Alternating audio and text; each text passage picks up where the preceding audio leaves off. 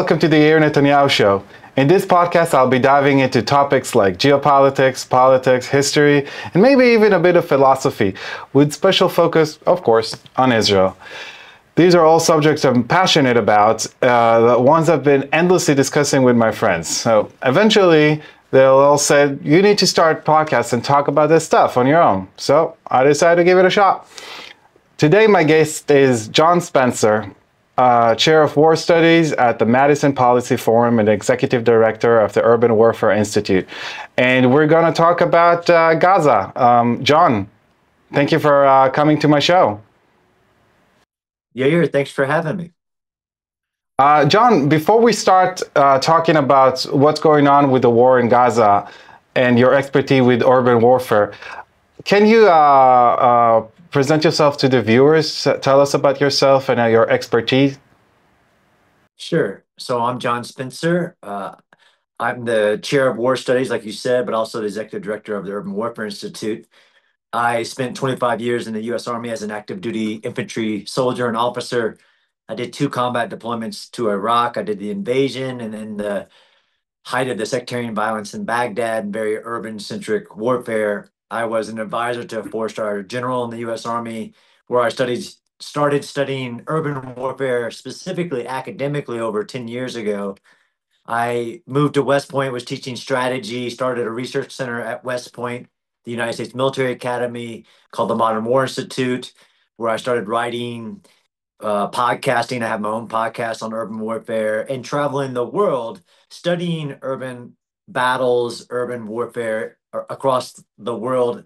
I had been going in and out of Israel, of course, studying Israel's past wars prior to October 7th, written case studies, and really had become a very large scholar in urban warfare, which gives me some bit of information on understanding not just what Gaza or the other urban battles going on in the world are like now, but being able to compare them to all this other work I've been doing for almost a decade on urban warfare and warfare in general. I cover war around the world.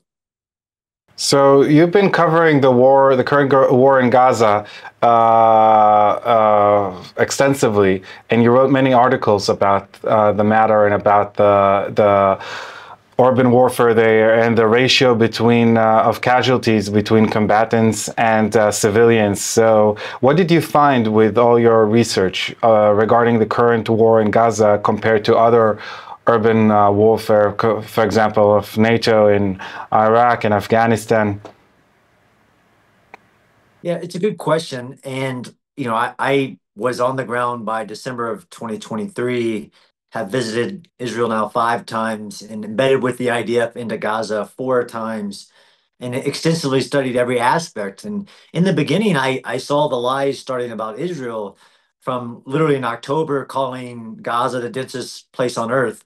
And I study urban areas for a living. I study cities, and it's not even in the top 100, but that didn't stop the lies. And then you saw the comparisons, which I wrote very early on. And I think I've written over 40 plus articles since October 7th because the misinformation, inaccurate, uninformed information has been so rampant that it's been a full-time almost job. One of those being the comparisons, like you just said, like how does Gaza compare to Western militaries, NATO or others, to anything that's come before in the last 20, 30, 40, 50 years. And there is no comparison. And I wrote that early on, is stop comparing the war in Gaza against Hamas to any single battle, right? And this is where it began by studying, comparing Gaza to like the Battle of Mosul in 2016, the Fallujah battle in 2004. And I've written case studies on every one of these battles. So I was able to quickly go, now, why are you doing that? One, Gaza's a war, right? So Gaza, as you know, and I'm sure most of your listeners will know, it's a smaller area, it's 25 miles long, 5 to 7 miles wide. But there are 24 cities, 4 cities of over 500,000, really 300,000, Gaza city of 1 million. To compare the war in Gaza to a single battle would be really false comparisons. But also the fact that the Gaza terrain, right, since Israel's disengagement in 2005, really And when Hamas seized power in 2007, every inch of the Gaza Strip has been prepared for war. Not just the 300 to 400 miles of tunnels, but every neighborhood, in many cases, built for the purpose of terror, for war, or even defensive capabilities. And that's, again, the comparison to compare even a single battle like the Battle of Khan Yunis to a Western military's battle in, say, Ramadi, Fallujah, a whole list of them is a false comparison because most urban battles of history, and I'm talking like going back to Stalingrad, are where there is a war and then the two militaries or even a military and a non-state actor engage in an urban fight when the defender has had a short amount of time. I mean, the biggest battle since World War II was that battle against ISIS in the city of Mosul in 2016. And one of the reasons that it was so big of a battle is because ISIS prepared for about 2 years. Well, Hamas has been preparing for these battles and this war for 20 years, which is going to make it really hard to do comparisons. But yes, early in the war, we saw this statistical game of comparing combatant deaths to civilian deaths. I've been a really big advocate since that started on. That's really odd that you're doing that. As somebody who studies urban battles, either the ones that are happening now and all the ones of the past, there's never been a military or a nation in history that's been asked during the battle, yeah, but what's your civilian to combatant ratio? So early, when the battle was at its height and the numbers were rampant, as in they were taking Hamas's numbers, the Gaza Health Ministry number, one, I would point out that, look, just so everybody knows, there's never been any battle, any war where any individual, let alone a terrorist organization, could tell you on a day-to-day basis, down to the single digit, how many people, let alone civilians, were dying. But I was back then, I'm talking, February 2024 on, saying, fine, if you want to play these false numbers games and compare, I can show you all the cases like the Battle of Mosul and the two Fallujah battles and Israel's ratio. If you took the Hamas number, which I don't, and then if you believe Israel, if you're going to believe a terrorist, let's take both numbers. Israel's numbers would be less than those, although comparing it to those is a false comparison because every variable of the military context is completely different. Most of these, even recent 20-year battles, the entire civilian population, if it was a fight like that, was moved out. So like Fallujah, 90% of the population moved out. Mosul, eventually, a very high percentage of the civilians moved out. But because of Gaza's situation, because of what Hamas does, civilians were either not evacuating or trapped, or because of Egypt, they're located, and then you have the problem of distinguishing. So yes, it would be accurate at during the battles in Gaza to say they had a lower cost to civilians, a lower civilian harm ratio than other battles. But I keep telling people to get out of the numbers game because this war has been happening now for 21 months. So what people are doing is they'll take the biggest number they can find, which aggregates all the fighting that has happened since October 7th. Because to be clear, it includes terrorists that died on October 7th in Israel. That's on this list of theirs. But it aggregates all the data that's there and then tries to do a ratio game. When, like, why wouldn't you separate it by like the Battle of Rafah, where the number is historically low for an urban battle? But no, they want to go to northern Gaza in November of 2023 or early 2024 when Hamas is arrayed with all its battalions and it's a very tough urban fight. But to say that Israel hasn't, one, you're right. I found that Israel's ratio was actually very low, even if you took the terrorist numbers, which I didn't want to do. I also would point out this damn lies, statistics that was happening with the numbers, like aggregating the numbers of Gaza's war, not a battle, and then disaggregating it to a point in time on a different battle. Like these are all like ridiculous double standards that have been used against Israel. But The other statement I think it is more revealing that I've made, and I stick to this because, again, I've been fighting or researching and debating in the United Nations and everywhere, is that Israel has done more, as in civilian harm mitigation measures, all the things that any military has ever imagined to reduce the cost of civilian casualties or harm to civilians. Israel has done more to prevent harm against civilians than any military in the history of war. And that's, as I think, more important than this statistical game, which I really want people to get out of, because there's never been a nation in history asked that question. And I don't think we should ask it in the future, because it's not how war works. It's not how proportionality of the law of war works.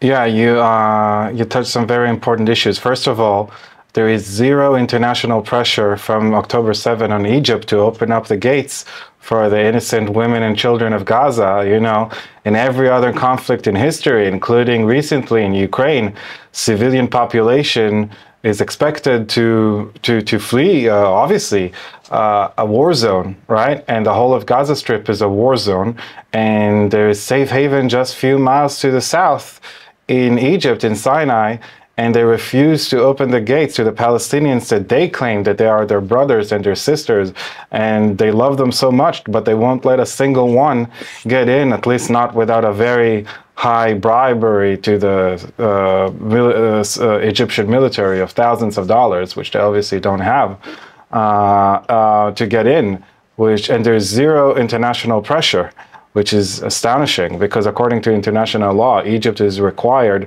to let those Gaza refugees get in. They are Arab just like them, they are Muslim just as them, and nobody expects them to get in. Also, you touched the issue of, you know, Hamas, which is a terror organization and control the Gaza Ministry of Health, just releasing these numbers, and the international media just takes it as it is, like you can totally believe a terrorist organization numbers, and right away after each, you know, incident or attack, they giving an exact number with all the names. So of course 90% are children and women, of 95% always. There's no combatants, there's no fighting age men, never. While for Israel, which is a very sophisticated modern country, it took months to get the final number and names and identities of all the victims of October 7. We weren't sure about what happened to each individual until months later. This is war, this is chaos. And for them, they know, after a few hours, they know, I say, you know, cynically, of course, that all of the casualties are women and children, and there's never fighting age men. Which is ridiculous, because Hamas have tens of thousands of warriors in Gaza Strip, and vast majority of the casualties so far in Gaza are these warriors. And yes, there is collateral damage of civilians that are getting killed by accident, not by not on purpose, like you have in every war, like you have hundreds of thousands of civilians killed in Iraq and Afghanistan by American forces and NATO forces accidentally during those wars, and there were millions of innocent German civilians that were killed during World War II from American and British bombing, much more than British and American casualties, but you know, this was by accident while targeting military targets, while the other side, whether it's the Nazis or Hamas, is deliberately targeting civilians. I mean, on October 7, the 1,200 civilians that were killed in Israel weren't killed as part of accidental collateral damage. They were killed deliberately. They invaded Israel and went into civilian homes and butchered with knives and machetes, beheaded children and babies, and gang rape women while murdering them, doing their gang raping them, and so on and so on. And when they took over the music festival and raped and murdered every random person they saw there, and then also kidnapped all the civilians. So, you know, and people don't see the difference between a democracy defending itself and a terror organization murdering and torturing civilians on purpose. They don't see the difference between the UK and United States in World War II versus Nazi Germany, if they were having the same standards back then. Like, probably the Nazi Germany would have been the good guys because there were more German civilian casualties than American and British civilian casualties. And of course, according to this logic, Al Qaeda and ISIS are the good guys in America, and NATO are the bad guys in the wars in Iraq and Afghanistan. So giving Israel this higher standards, not even compared, like nobody cares in the world about the millions of innocent civilians getting killed in the wars in Congo and Sudan and Syria until recently, or not even until recently, even now, when the current Islamist jihadi regime are massacring Christians and Druze and Alawites in Syria. And nobody cares, of course, anymore about what the casualties in Ukraine and other places in the world. But at least comparing Israel to Western democracies, how come that Israel is put into different standards in its urban warfare in Gaza compared to the standards that was expected from America and the UK and NATO in Iraq and Afghanistan? Can you elaborate about what is the difference between, what is the extra mile Israel is going in its in its warfare with involved in urban areas with civilians compared to the measures that America have taken in Afghanistan and Iraq? When it comes to besieging a specific town that has ISIS and Al Qaeda in it, or when it comes to the ratio between civilian and combatant casualties. What did your research show about that? Sure. And this is how I'm able to make that statement that Israel has done more. What you just covered, though, was a lot of the differences, right? So if you look at, and again, the comparisons are really hard to make, but since you asked, Iraq and Afghanistan, and I was a part of the Iraq invasion when we invaded and we did the attack of Baghdad city, a city of 6 million. What did we not do? We did not give notification to the enemy that we were coming, right? We attacked. We drove from one side of the border. I jumped into the north and we attacked the military. We distinguished between civilian and military, but we didn't do evacuations because that's not a requirement in the invasion, right? So this is really where, I'm invading a foreign area, right? Gaza's not a country, to overthrow its military and political power, which is the goal of Israel. It's been there from the beginning. So if somebody wanted to compare the civilian harm mitigation measures between Israel and the United States and the Western allies, you should go to the invasions of places like Panama, Iraq, Afghanistan, and others, or even Russia's illegal invasion of Ukraine. Like, what did it do in its 2022 operations in places like Mariupol, Kyiv, Sumy, Kiev and Rus, and other places? There is a difference there, but you're right, though. Israel did give notifications at the very beginning and notified civilians that to move out of main combat areas. That's a tactic that's been used in the past recent history. There was a couple events in World War II, but where you drop flyers on areas before you attack because there's a high density of civilians, and you're always balancing the military objective to the civilian harm or mitigation imperative.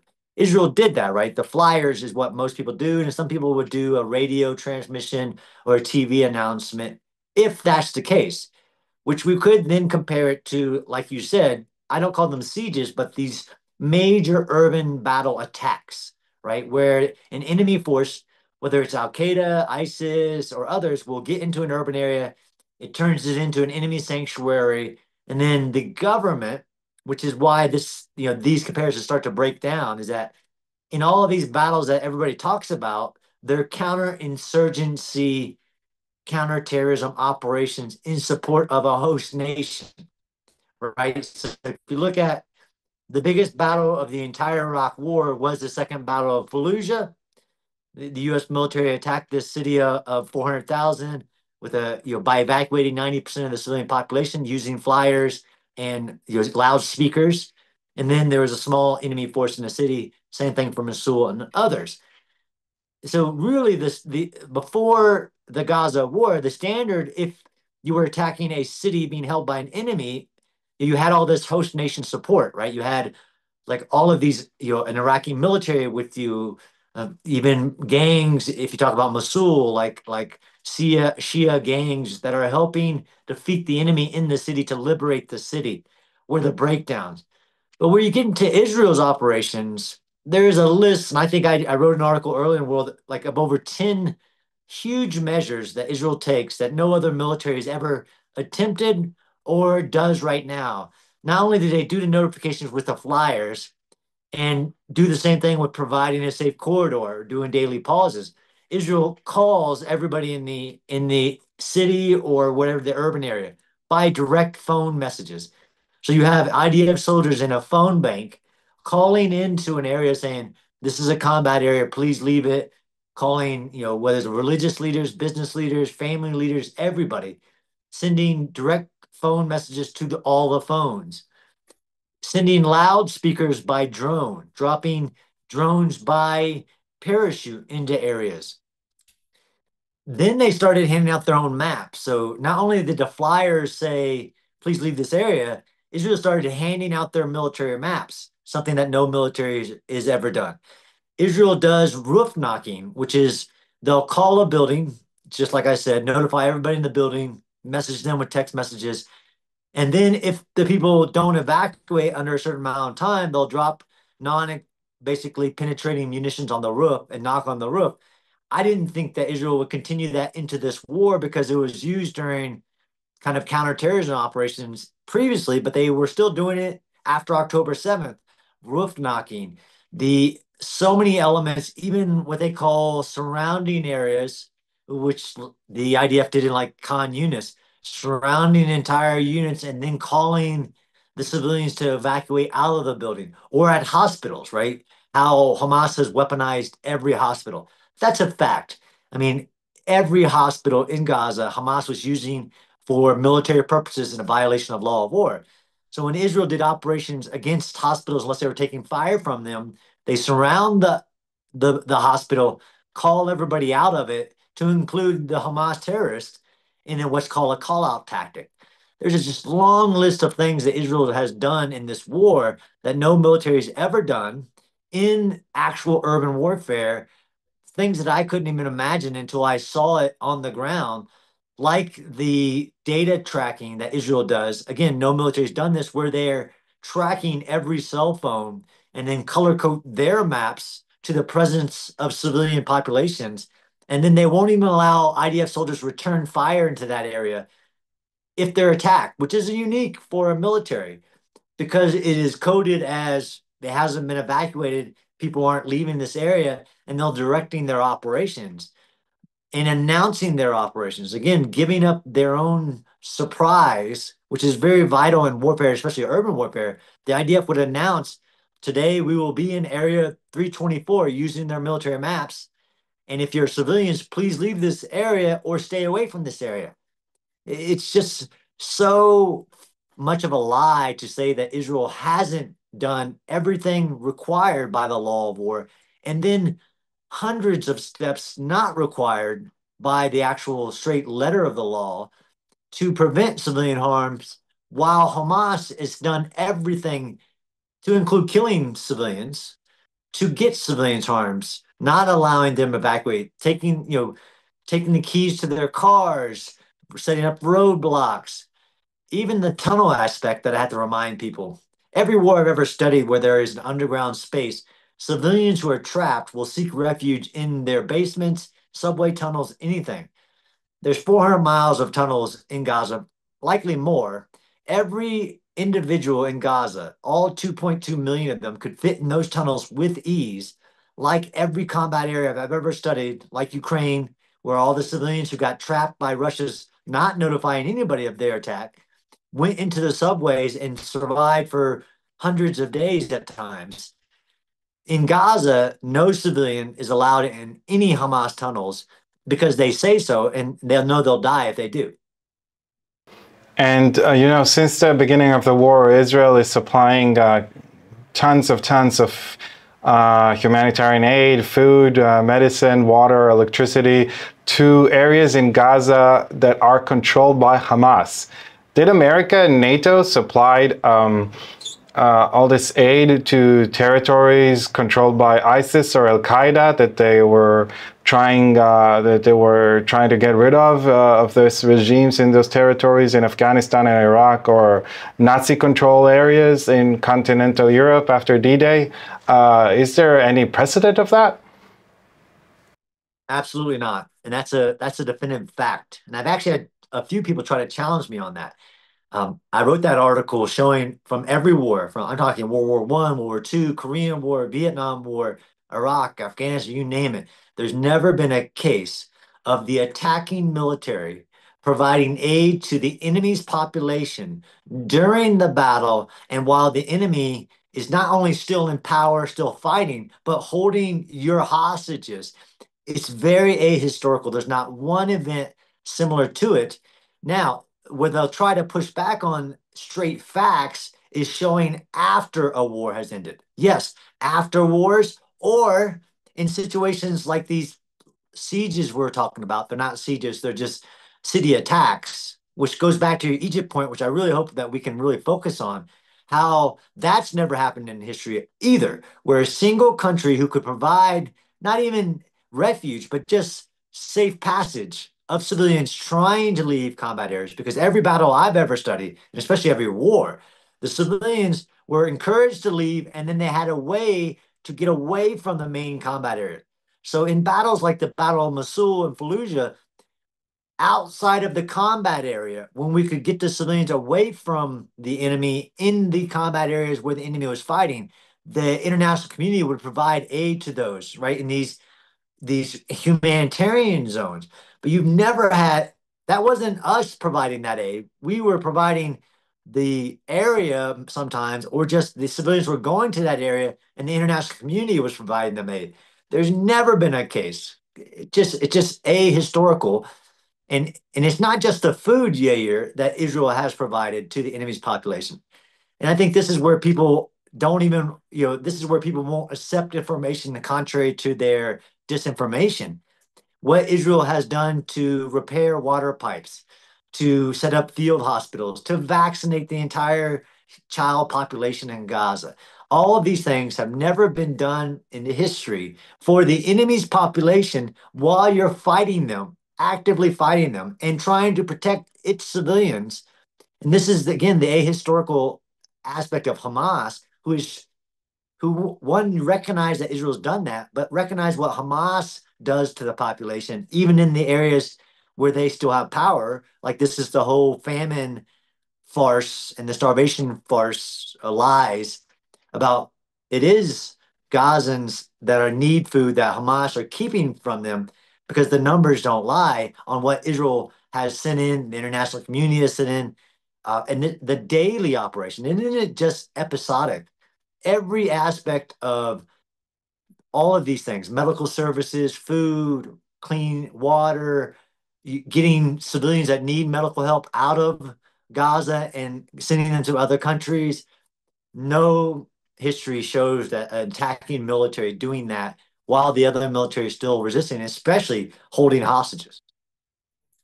Yeah, so like if we put the bottom line of the ratio between combatants and civilians in the war in Gaza, when it comes to Gaza and casualties, and we compare it to the casualties in Iraq and Afghanistan, what is the bottom line and what does it mean? So the bottom line is yes, there is no comparison to Israel's operations in Gaza, as in there's no military context. But if you were so adamant at doing the comparison, Israel's civilian to combatant ratio is enormously lower than any similar context. Although there are very few similar contexts, like the 1945 battle, again, not war, to the Battle of Manila would be similar to like the Battle of Rafah or the Battle of Gaza.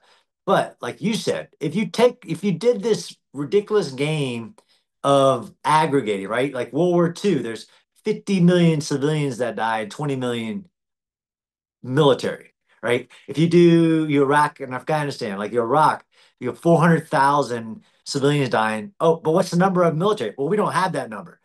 This is not how war works. So I don't personally say like, Israel has a lower ratio than other people because that's comparing false comparisons. The most important thing in the way the law works is that Israel has done more to prevent civilian harm in Gaza than any military in history. The civilian harm measures and has been very effective. This is the other game that they play is like, look, John, you're not right. Look at the numbers. I'm like, that's called effects-based ratio, right? So that's why if I compare it to other military wars, you're right. Israel has a lower civilian casualty rate than these other wars, but there's so many variables of the context that are different that it's not like that. So that isn't the main point. It's like you said, it's the food, it's the preventing civilian harm, it's the not going into areas until civilians leave. And in some cases, civilians refuse to leave, which is in part historical as well, but not this scale that we're seeing in Gaza. But if we do want to play this twisted number game and compare orange to apples, I remember I heard that. So the ratio is 1-to-1 with Israel and Gaza compared to 3-to-1 in Iraq and Afghanistan. If I recall, is this correct? No, it's not correct because there's no number. There's no actual academic or military or any number of how many combatants died in the Iraq War because this isn't the way it works. There are people who have tried to estimate the civilian cost, right? And some people will say this is how many, 400,000 civilians dying by direct military actions. And then they'll try to play the game of, well, this many died in second and third order effects of the warfare. If you took a battle, yes, like the 1-to-1 ratio, which is if you aggregate all the battles, yes, Israel's civilian to combatant ratio is lower than any other urban warfare type scenario. Can I take you a single battle where 100% of the civilian population's out and there's 1,000 fighters in there? Like, let's say the 2017 Battle of Mawari, where the Philippines are fighting 1,000 ISIS fighters in the city, but they evacuated 95% of the civilians, you would get a lower ratio. Yes, if you need that data point, Israel's ratio is historically low in urban warfare. It's historically low in comparison to any number. But this comparisons are all false. In many cases, we don't even have the numbers, right? Like the Korean War, where there are 2 million civilians that die in the overall war of 37 months. That's 50,000 civilians dying a month every month of the war. If you did the numbers like that, compared to the number of combatants that died, it's still, you get the 1 to the 2, but this isn't how it works, Yair. Absolutely, Israel has been vilified using false numbers, false comparisons, when in actuality, if you run the numbers, it's all part of statistical warfare that Israel's historically low. And we just saw this week, the 972 magazine, a rag, say that 83% of the combatants or the people that have died in Gaza are civilians. By taking a ridiculous report about the named individuals in Gaza who the IDF, although the IDF said that the list isn't true, but even if I took the leak or whatever it is true, here's a list of Hamas combatants that we know by name have been killed. And the report also says there are tens of thousands of others that aren't named that have been killed in close combat. But no, no, no. The headline says if you weren't on that list, you're a civilian.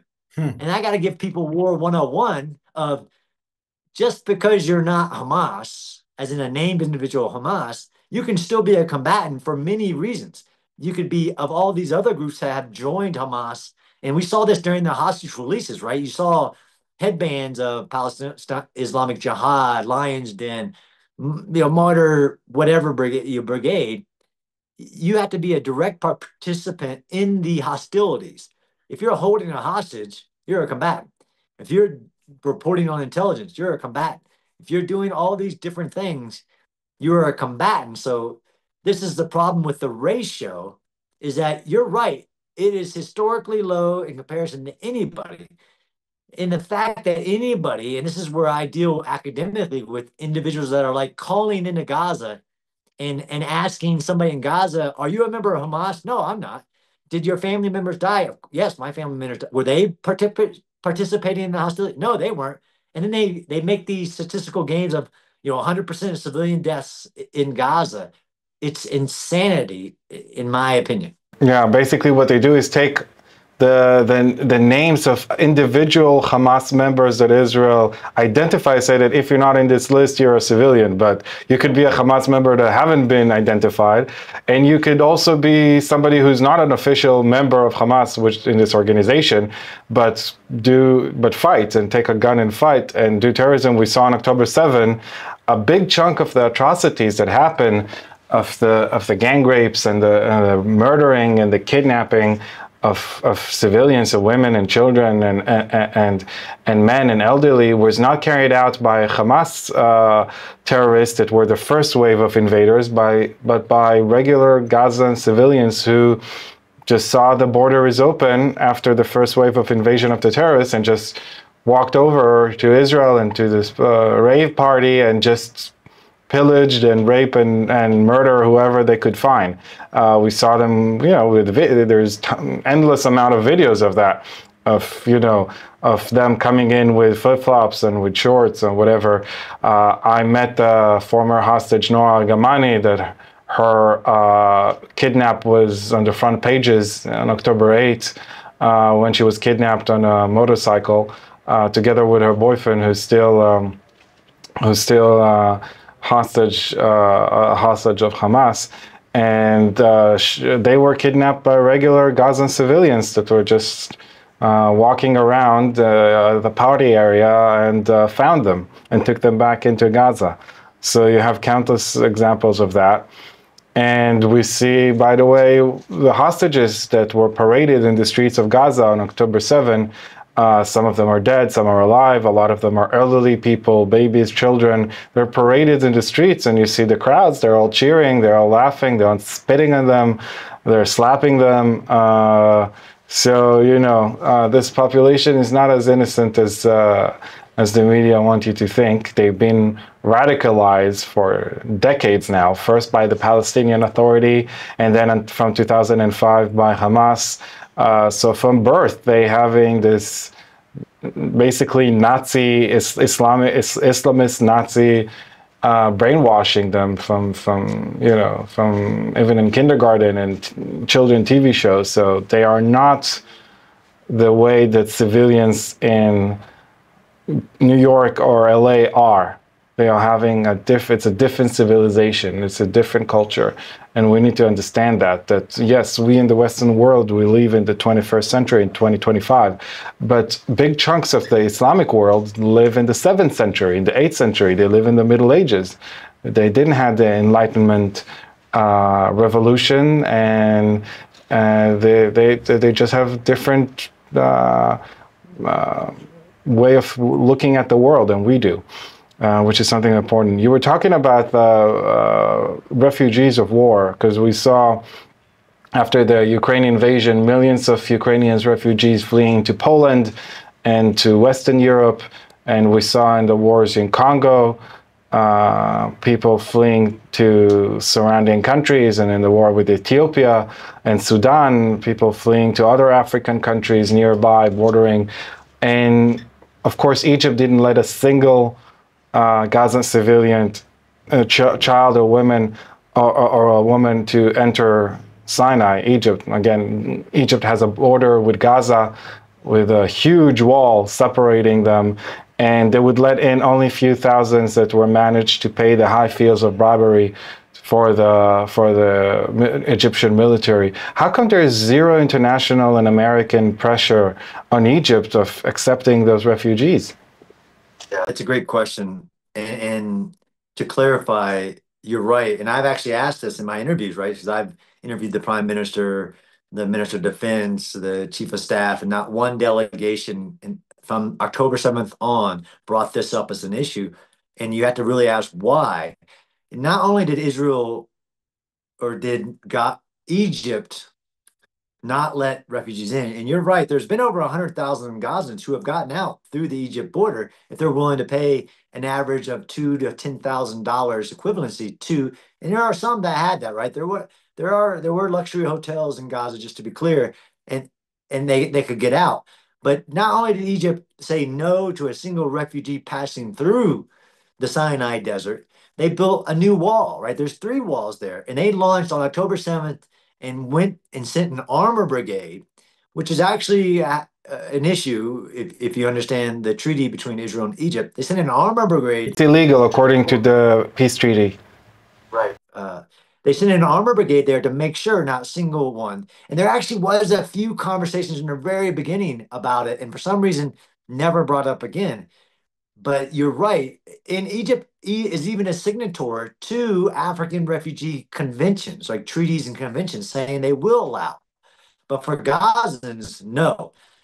And I have to give people a map too. This isn't about the false arguments that have been given, although you're correct as a fact that no, there's been no protest. There's been no UN meeting, anything going, Egypt, what's going on? Why won't you do what every nation in the history of, especially modern history, let alone the history of war, has done, which is if you don't want refugees staying in, you have to allow them to pass through your area. Like you said, 3 to 5 million Ukraine, millions out of Syria, millions out of Yemen. And the list goes on and on. It's actually what has always happened. But for Egypt, most people don't know that it's not this false argument that Egypt has a history with the Muslim Brotherhood. It's a fragile society and government. They don't want that to happen again. They can't be seen as Arabs, as helping Israel. That's all false. That's no way. Because the fact that they sent an armor brigade there and built a new wall, people need to look on a map and see where the Sinai Desert is versus where the Egyptian, Cairo and any city of Egypt is. There's a massive area. Yeah. And absolutely, they could have built a fenced-in area out of the hands of Hamas. Like I said, in all these other urban battles of history, there's a humanitarian zone set, and it's usually there's a certain number of kilometers, like 3 to 5 kilometers away, if not a little bit farther from the combat areas. And like you said, all of Gaza is a combat area, but not because of Israel said so, because Hamas said so. And all you have to do is create a fenced area, and then every international organization of the world would have free, unthreatened access to the civilians, every man, woman, and child that's not Hamas, brought to that area, and then given all the services that they never had thanks to Hamas in Gaza. And don't forget that the Hamas in Qatar are billionaires because of taking the aid that was supposed to be going into Gaza. But this double standard of why is anybody talking about Egypt, or this double standard of you can't allow people to leave Gaza? That's ethnic cleansing, which is a lie. And that's why the Trump plan, I personally believe, was the most historical, logical, humane thing you could ever do, which is one, let the people that want to leave the combat area leave. Get the people out of Hamas's in harm's way to where they can get all the food, water, medical services that the world wants to provide. And it would be, as Trump says, a beautiful thing. You would be able to help them. But no, because it's Israel, the world says, no, all those civilians, they have to stay inside, even when the civilians say, let us out. They want to leave, yeah. They're using them as cannon fire for the eradication of Israel. That's all the reason that the international community and the Muslim world is forcing those poor civilians stay in a combat zone instead of fleeing like any other war in history to safety. We have, again, the Sinai Peninsula is not where the majority of the population of Egypt is, which is around the Delta and the Nile River across the Suez Canal. The whole Sinai Peninsula used to be owned by Israel, and it's twice the size of Israel, and we gave it to Egypt for peace. I don't think that America would ever think about giving Texas and California and Arizona and New Mexico to Mexico for good terms between America and Mexico. But this is basically what Israel did with the Sinai Peninsula. It's completely empty, and still, and Egypt is required by international law and the Convention of Refugees as a neighboring country to let every single Gaza refugee enter Egypt. When we had the 2015 refugee crisis in Syria, you see European countries that have no border with Syria getting in those Muslim Arab refugees who are very different than their Christian Western society because of this convention, although the convention is only talking about neighboring countries. For example, when it comes to Syria, as soon as they cross from Syria to Turkey, those refugees, they're no longer in danger in Turkey. So when they're crossing again from Turkey to Greece and to the European Union, they're not refugees anymore, they're migrants because they have no danger in Turkey. But they still accepted them, although they are considered migrants according to the refugee law. But Egypt is required to accept the Gazans because it's on its border. And unlike European countries accepting refugees from the Middle East, Egypt is a Muslim country, is an Arab country. They speak the same language, they practice the same religion, they have the same culture. Most of the Gazans are originate in Egypt. You know, the most popular last name in the Palestinian Authority is Al-Masri, which means Egyptians. A lot of them came under the regime of Muhammad Ali, not the ruler of Egypt, not the boxer. In the 19th century, and they say so. You know, you have a leader of Hamas. A few years ago, it was a very famous interview that he's talking to Egyptian television and asking them, why you're not helping us more? We are basically Egyptian. We are originated in Egypt. We all came here only a few generations ago. So they should accept them, and there is it's unfortunate that there is zero international pressure and demand on Egypt to do so. And, you know, the equivalent of the invasion of October 7 to Israel, it is like America getting invaded by, for example, let's just say Cuba, okay? It's like Cuba would have invaded Florida, taken basically Florida, killing around 50,000 people, because if you compare the size of population of Israel and the United States, and kidnapping about 2,000 people, or maybe a little bit more. Oh, and by the way, Cuba sent tens of thousands of missiles all over the United States, major cities, in the previous 20 years. What do you think will happen to Cuba and to the Cuban population if that would have happened? A great question that I think few people have answered. There's like this inherent like question that nobody will answer. You're right. If you take any number from October 7th, just times it times 33, and it basically comes out to what it would be in America. But there's actually been a four-star general who kind of answered the question. I really wish he would have went into detail. I can provide it as somebody who's taught military, U.S. military, large-scale combat operations in urban terrain. That's one of my jobs I've had, is that if this would have happened to the United States, we would have responded with overwhelming military force, immediate, overwhelming. And I think this is where people misuse the word proportionate. They don't know what it means. They, especially when they say disproportionate. The actual whole goal is overwhelming. The U.S. military has, 10 active divisions just in the Army, let alone the Marine Corps and others.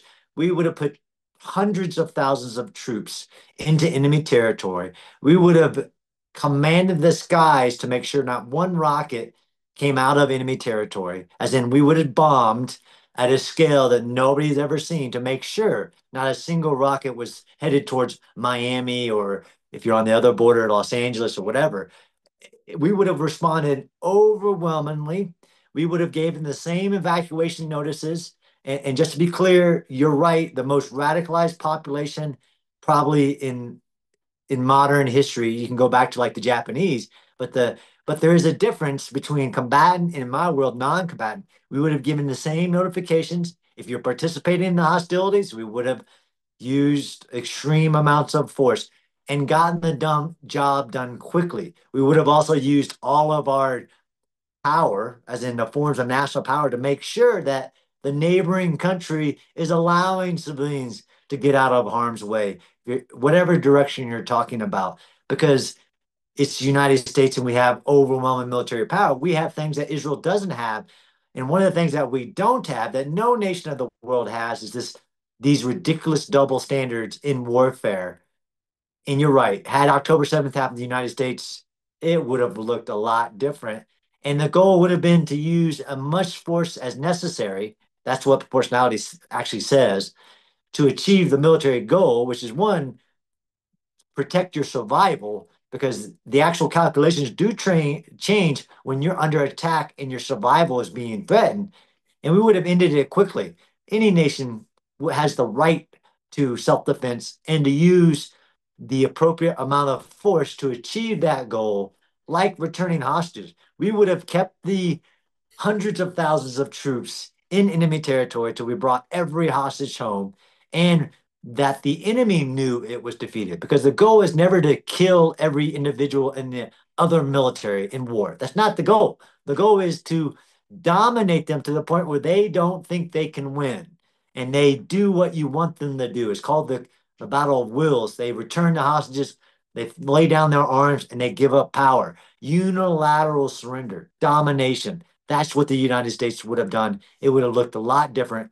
And there's been one general, the actual General Mark Milley, who was the chief of staff for our military for two presidents, President Trump and President Biden. And he said, can you imagine what we would have done?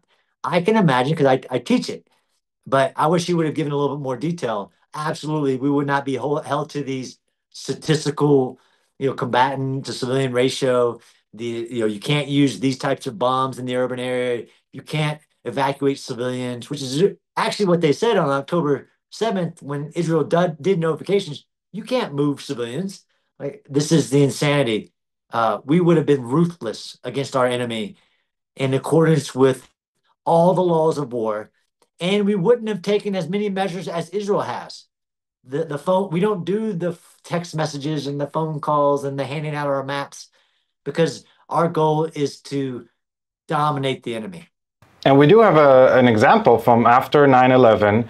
America went to the other side of the world, took over, invaded and occupied Afghanistan. And again, Afghanistan was not controlled by Al-Qaeda. Al-Qaeda did the 9/11 terror attacks, but they didn't control Afghanistan. Taliban controlled Afghanistan, and they hosted Al-Qaeda. So America went there, invaded and toppled the Taliban regime that hosted Al-Qaeda, which the equivalent will be, by the way, that Israel invading Turkey and Qatar for hosting Hamas leadership from before October 7 and after October 7. That will be the equivalent, not Israel going into Gaza. Gaza is right on our doorstep. Israel is a country in the size of New Jersey. Gaza is only a few miles away from Tel Aviv and Jerusalem, the center of our population and our capital, and which makes it an existential threat. Unlike Afghanistan, which is on the other side of the world from the United States, and still the United States went there, toppled the regime, and occupied it for 20 years, and the whole world was backing, rightfully so, America after October 7, after 9/11. When America invaded Afghanistan, the whole world not only backed America, but joined America through NATO for the invasion and the occupation. Big difference. Yep. Big difference on joining them. Joining them, not just supporting them, joining them. Now, Europe and the world the international community not only didn't join Israel after October 7 and its invasion to topple the Hamas regime in Gaza, but they're condemning us almost from day one. How do you explain this difference between the world's reaction to supporting America after 9/11, when it's an endeavor of taking over Afghanistan, compared to the world's reaction of Israel after October 7 and taking over Gaza? Yeah, it's unexplainable. It's ridiculous, to be honest. And the other comparison is after Pearl Harbor, what the United States did against the Japanese Yeah, well, it ended with 2 atomic bombs, right? On right. civilian population. But we killed more during the firebombing of Tokyo than we did during dropping of the 2 nuclear bombs. We killed 300,000 civilians just in that. But I will point out there are differences, and the law of war has evolved. You're right, even in the Afghanistan campaign, and we were vicious and overwhelming force using host nation capabilities, right? The northern tribes and others with immense firepower. We didn't give evacuations, and we overthrew the Taliban regime. And you're right, it's a double standard not to join Israel in, even though that the hostages that were taken were American Israeli citizens, British Israeli citizens, and many other countries. But this is Israel. So it's a double standard that is, it will be a mark on history. But if you're not going to join Israel, then that's the support. And this is the initial support. And this is the not this way argument that I have to defend against. Like, yeah, Israel has the right to defend itself, but not this way. Right. Only in theory, but never in practice. That's right. And I think the prime minister has been right to call that out, especially very recently. Like you say in words, right, that we have the right to defend ourselves, but not this way. Yeah. Like, as long as we don't exercise, as long as we don't use this right. Or even that if you think, and this is where I help, as in the way that Israel is doing it, right? The different operations, whether it's now we're talking about Gaza City, is like you can't do that. Like do it a different way. Like what way do you want other than just not do it, right? That's really from the beginning. Especially that if Israel would use their own tactics of America and Britain and Europe and NATO in Afghanistan and Iraq, the uproar would be even worse because the casualty numbers will be even worse. We're using more, let's say, delicate methods than America and Europe used during recently. I'm not even talking about World War II, during the wars in Afghanistan and Iraq in the 2000s.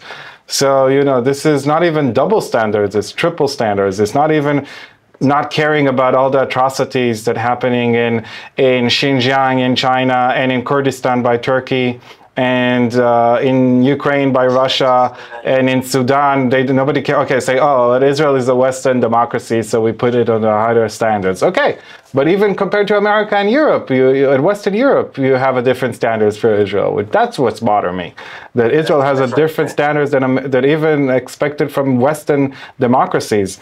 So that's I don't usually call it a double standard because you're right. It's not a double standard because it wasn't like this is a standard, there's another one. It's an Israeli standard. And this Israeli standard to war, which I mean, I know you do. If you didn't start, I'm dealing with a lot of people who started studying war on October 7th. If you didn't start studying war on October 7th, then you can look back at Israel's history of its ability to defend itself. And there's always this Israeli standard of, well, yeah, you were attacked by 5 Arab armies or 3 or 2, but you can only defend yourself up to a point, and there's a special standard for you about whether what to do with the enemy, what to do with enemy territory, all of these things that are special to Israel. It's an Israeli standard, and it's disgusting, to be honest. Yeah, and we have this new phenomenon in the woke right podcasters that hate Israel, and you know, for some reason they love Russia, so they always find reasons why Russia had no other choice but invading Ukraine in 2022. And then all the casualties, and you know, there's a little bit more civilian casualties in Ukraine and Gaza, to put it mildly, but they understand that. But when Israel, we didn't choose anything, we didn't attack any, we've been attacked, we've been invaded, and now we're reacting to it out of the blue, you know, on October 7th. So, oh, but then Israel reaction is, all the poor civilians in Gaza, but they have no place in their heart for the poor civilians of Ukraine or the poor civilian Christian civilians being butchered in Syria or Nigeria, or in Congo or Sudan or Ethiopia. They don't care about that. So it's, yeah, you really care about civilians now. I think you care about Jews. You couldn't care less about Palestinian civilians. That's what I think. Last question.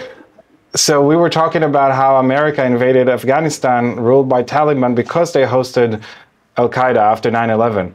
Now, after October 7, we have Turkey and Qatar hosting Hamas openly, posting on their own foreign ministry Twitter accounts, how they accept Hamas delegations with red carpets and everything. The war could be ended tomorrow. The war could have been ended on October 8th if Qatar and Turkey would come to the Hamas leaders in its territory and put a gun pointed to their head, real or metaphorically, and saying either you tell your people in Gaza to release the hostages and surrender, or we're going to extradite you to the nearby American base. There's American bases in Qatar and Turkey, which they don't do that, and there is no expectation from the international community for them to do that.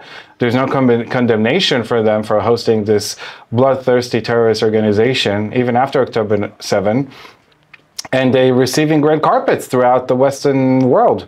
How do you explain that? Yeah, it's I know a little bit about it. The false narrative that Qatar wants to be, some type of a neutral actor when it's actually not in any sense of the way. I understand the geopolitical complexity of it. You're right. The fact that they provide sanctuary. So it's not only that they host, but they provide sanctuary. And this goes back to your comment about Afghanistan. It wasn't just that the Taliban wouldn't give Osama bin Laden and the Al Qaeda to us. They were providing sanctuary and not refusing to stop that. Although they did escape over to Pakistan and were basically hidden in Pakistan. It's about sanctuaries. You're right that the world again. I'll take Qatar's reasons out of it. It's a fact to say they provide sanctuary, as in, you can't touch these billionaires of Hamas and that negotiations, and they have they're in the Four Seasons and their five-star hotels. And they're funding them, and it is in the same way that the Taliban regime hosted and gave sanctuary to Osama bin Laden and Al-Qaeda after 9/11. There's no difference. And it's no difference. And the double standard, though, here isn't the actions of Qatar. It's the fact that it's not a topic of international criticism. It's not a topic in the United Nations and these political theaters of like the leaders of this terrorist organization that commit. You just said that you agree that October 7th was bad, awful, it should never happen. But you're not even mentioning that the people who directed it, let alone the Islamic regime in Iran, but the actual leaders and the people that we're negotiating with, they're right there. You could have them arrested, you could grab them, you could do anything, but no, because of this ridiculous situation, not only do you not talk about it, you give them sanctuary, and they're eating their five-star hotel meals every day of this war, while the Gazans, those that aren't participating in the hostilities, are actually suffering. But that's the only topic of conversation. It's such a ridiculous situation.